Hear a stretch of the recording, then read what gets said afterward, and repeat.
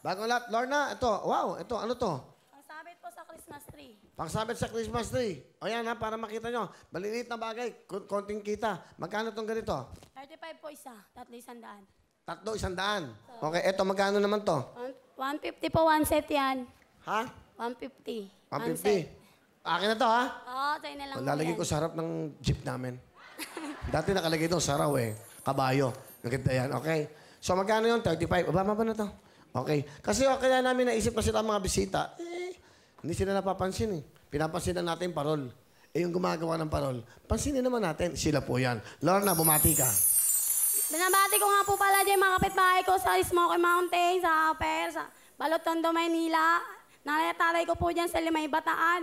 Lahat po nang nakakalala sa akin. Hi, hello, nandito na po ako sa Wawawin. Masaya po ako. Alright. Tiga Smoky Mountain ka. Opo. So, kamusta ang buhay doon? Mahirap po, Will. Kasi po yung tubig nakikigib lang po kami sa building. Binubuhat po namin, pakayat pa sa taas. Ah. Sino Kaya nag-iigib? taas siya. Ako po, kasi yung asawa ko po na-disgrasya po, kaya ako po lahat ngayon gumagawa sa amin. Sino kasama mo, Lorna? Pinakikilala ko po sa buong mundo ang lucky charm kong anak na si Joyce. Hello po, Kuya Will. Hello, Joyce. Gandang hapon po. Magandang hapon. Welcome dito sa Huawei. Ilang taon ka na, Iha? 12 years old po. Okay, ikaw ba'y nag-aaral? Opo, grade 7 po ko ngayon. Ano gusto mo sabihin sa nanay mo? Ma, mahal na mahal kita. Kahit mahirap lang tayo, at least palagi tayo masaya. Kahit doon tayo nakatira,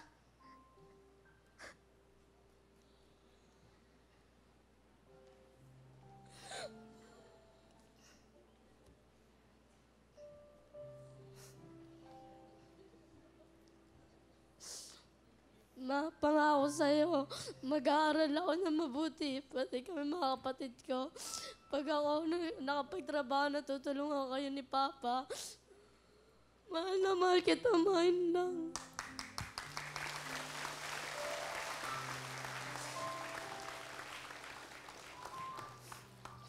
Anak, Joyce, salamat sa lahat dahil sinasamahan mo ako magtinda, maglako. Kahit na dapat pumapasok ka lang sa school. Salamat kasi lagi ka nandyan, tinutulungan mo ako sa lahat ng gawain sa bahay. Kasi yung papa mo na-aksidente ngayon. Kaya kailangan talaga natin kumayod para makaahon tayo sa hirap. Mahal na mahal ko kayo lahat ng anak ko.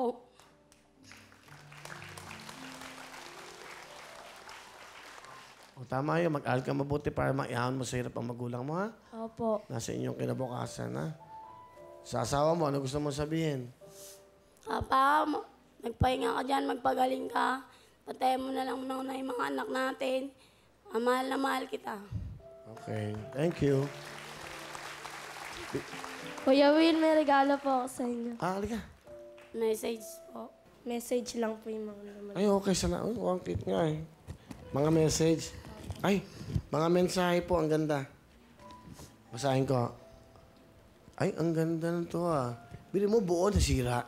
Nasira na buo. Hindi na nakakatawa. Hindi, babasahin ko to, ha? Ano ba yung mensahe nito? Ano ba yung nakalagay? Ano ba yung... Pa-thank you po sa inyo.